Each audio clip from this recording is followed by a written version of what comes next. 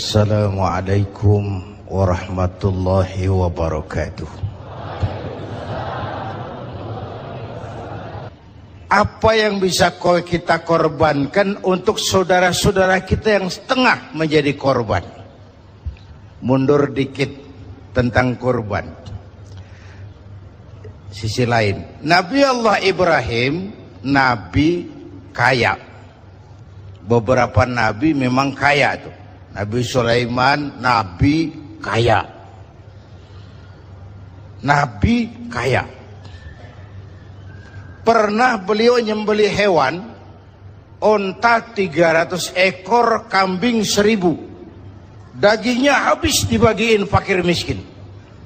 Onta 300, kambing 1000. Belum pernah kita dengar konglomerat kita korban sapi 300, belum. Atau juga kurus.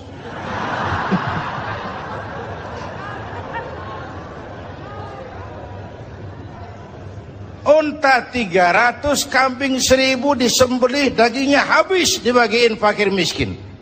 Malaikat memuji, manusia kagum. Bukan main Ibrahim ini. Kaya berani. Kalau miskin berani umum.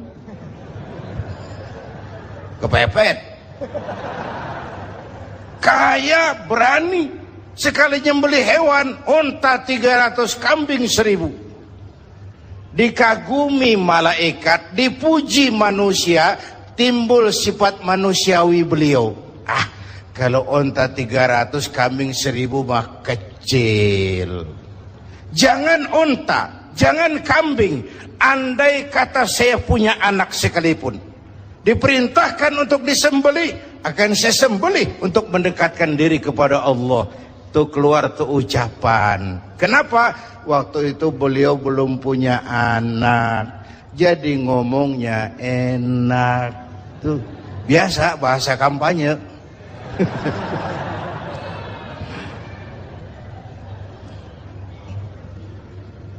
Saya mau potong ceritanya.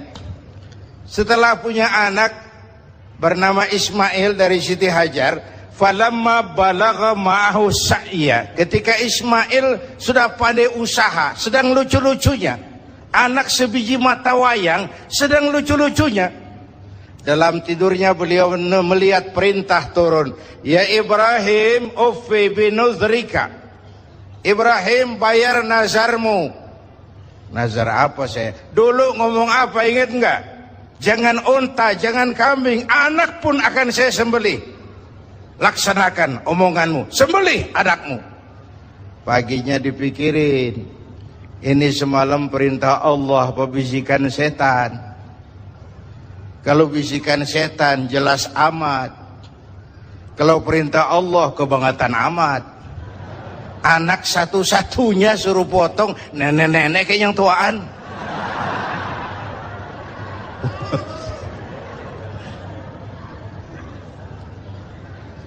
Maaf nek, bercanda.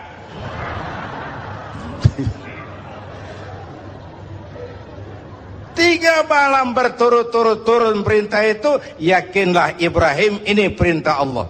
Pagi-pagi, Hajar, saya bang. Ismail sudah mandi? Sudah bang. Kasih pakaian yang bagus. Mau dibawa ke mana bang? Mau dibawa ke mana bang? Kondangan.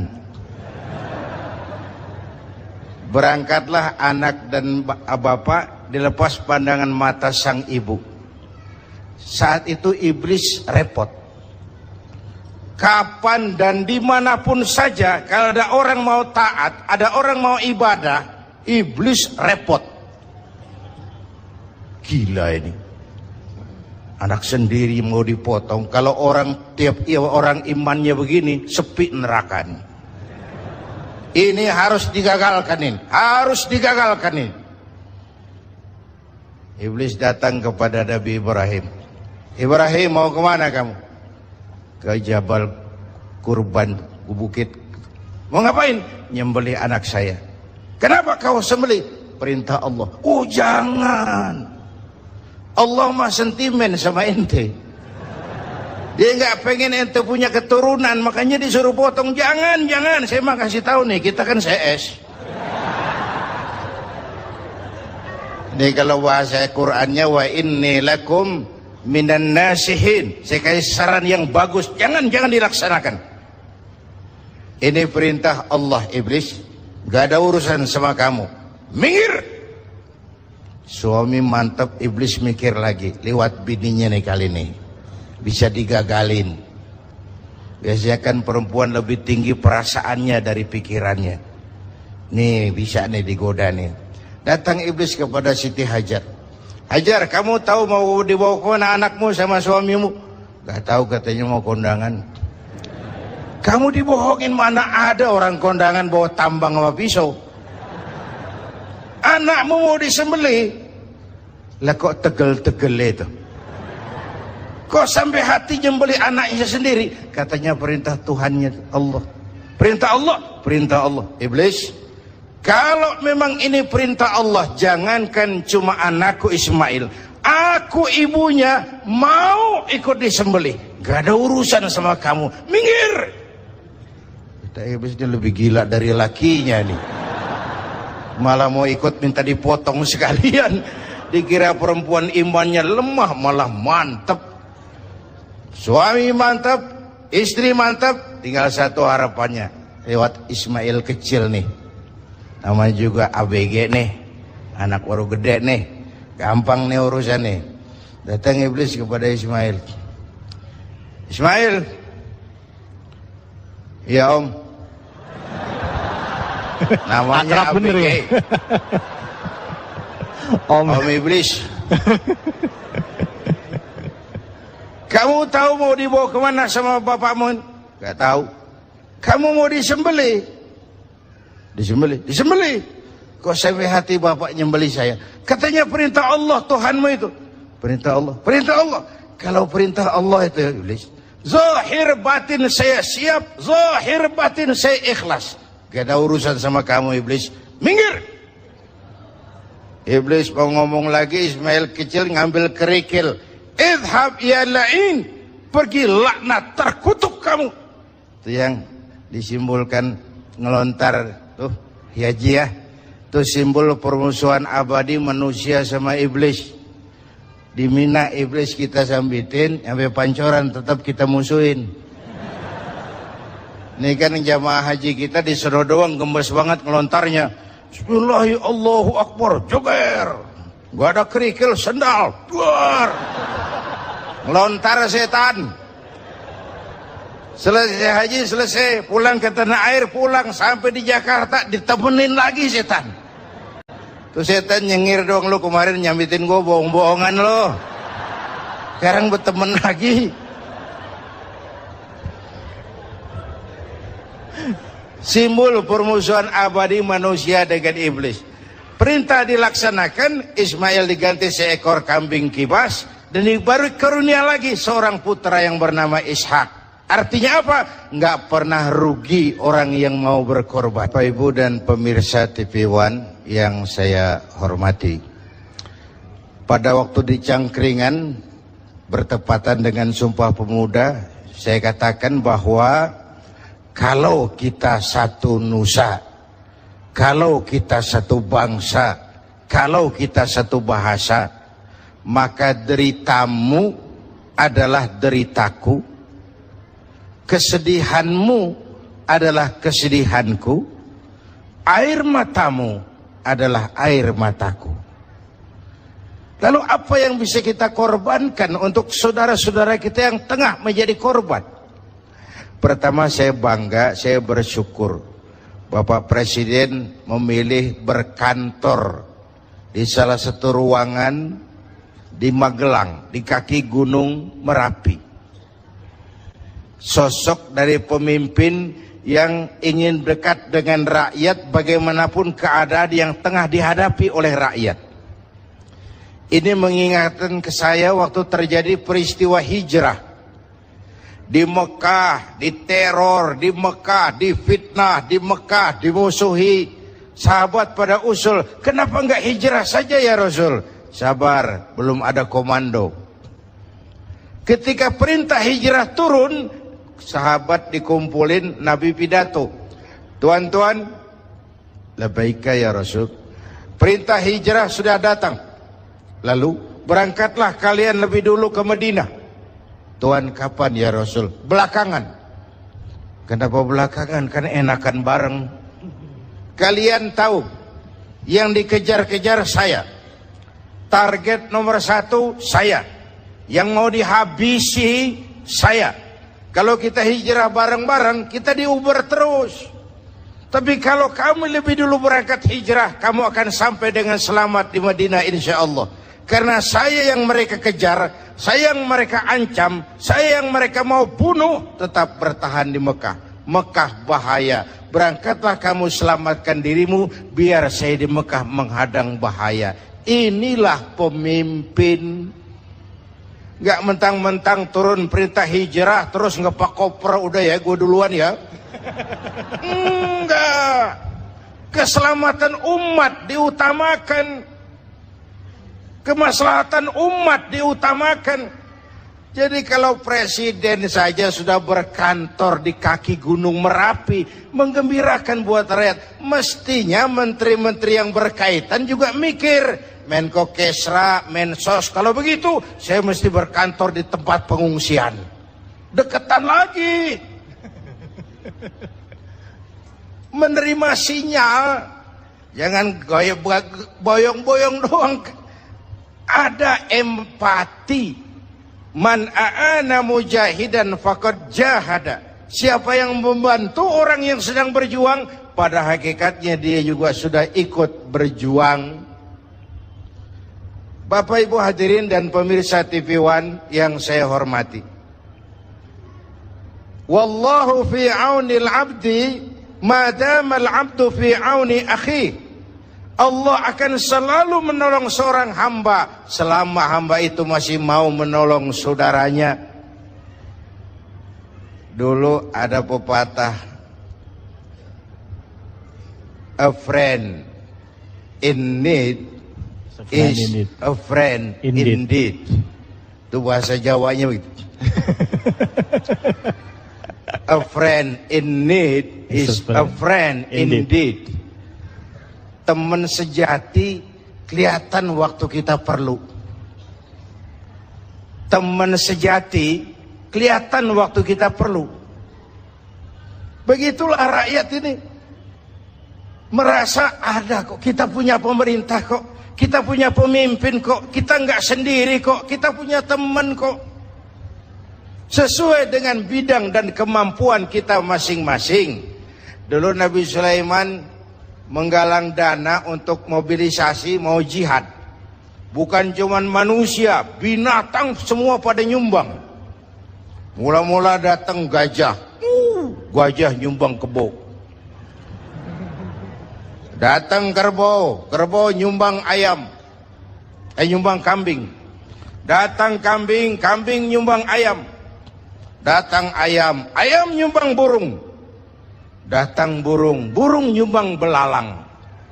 Datang belalang, belalang nyumbang semut. Gajah yang nyumbang kerbau ngeledek. Belalang, kecil amat sumbangan lu semut. Liatin gue nyumbang kebo, kata gajah. Nabi Sulaiman senyum. Beliau bilang, al-hadiyatu biqadril muhdi. Jangan sombong ya. Sama gajah ngomongnya waktu itu. Jangan sombong ya. Biar kamu nyumbangnya kebo, itu belalang nyumbang burung. Pemberian mah sesuai kemampuan orang yang memberi. Kalau gajah nyumbang kerbau, pantas gajah gede sumbangannya gede. Belalang nyumbang semut, wajar belalang kecil sumbangannya kecil. Ini yang sering terjadi, datang gajah nyumbang semut. Tahu masjid lagi direnovasi, mobilnya banyak, rumahnya gede, datang panitia masjid 1000.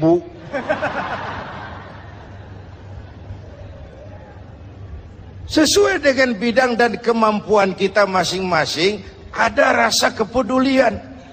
Kita kan bangsa yang, Indonesia kita ini bangsa yang murah senyum.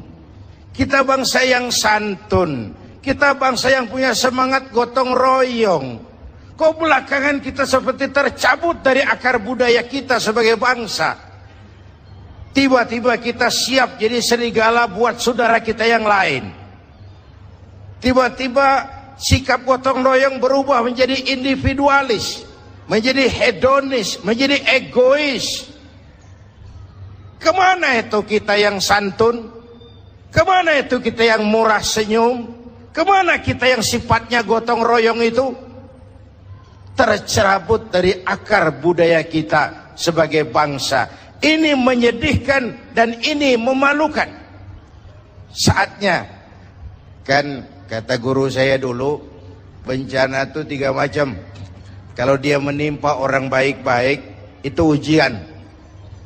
Kalau dia menimpa orang setengah baik, itu teguran. Kalau dia menimpa orang jahat, itu persekot.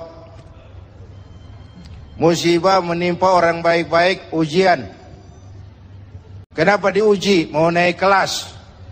Innallaha idza ahabba 'abdan ibtalahu. Kalau Allah mencintai seorang hamba, diujinya itu hamba. Itu ujian. Kalau orang setengah baik, paro-paro, yang bangsa bikin malaikat bingung, sedekah mau, nyolongnya lebih gede. Baca Quran suka, fitnah orang hobi. Itu yang begitu kena teguran. Kita ini kadang-kadang pede, terlalu lewat pedenya. Sujud nggak pernah, sama ulama jauh, sama habaib jauh, ke taklim nggak pernah datang, tiap hari bergelimang dosa. Begitu kena musibah, nyohor. Gua lagi diuji nih. Siapa yang nguji? Lo. Lah kagak sekolah, ulangan. Mau naik kelas berapa nantinya? Yang diuji itu yang beriman.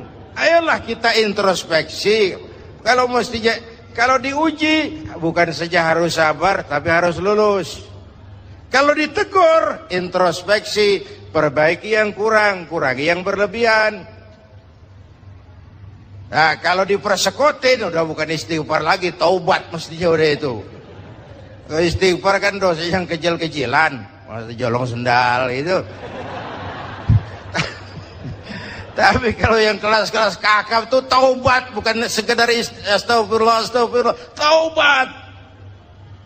Apalagi kita ini bangsa yang merdekanya, saya coba lihat, dengan keringat, air mata, darah, dan nyawa. Kita merdeka itu bukan pemberian Jepang, bukan hadiah Belanda, keringat, air mata, darah, dan nyawa. Bangsa yang ditempa seperti itu mestinya tegar, tahan banting, tidak cengeng. Jatuh, bangkit, jatuh, bangun, jatuh, bangkit. Nggak dapat kesulitan lalu kayak ayam sampar. Ada saat bangkit. Orang mah, kalau orang Betawi kata nih, orang mah bang kalau udah biasa susah, ketemu susah, nggak kaget udah. Ya, emang udah lalap.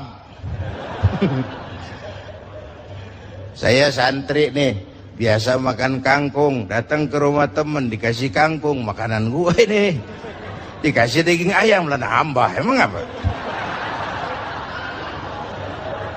Orang tuh kalau biasa susah, ketemu susah, mestinya nggak kaget.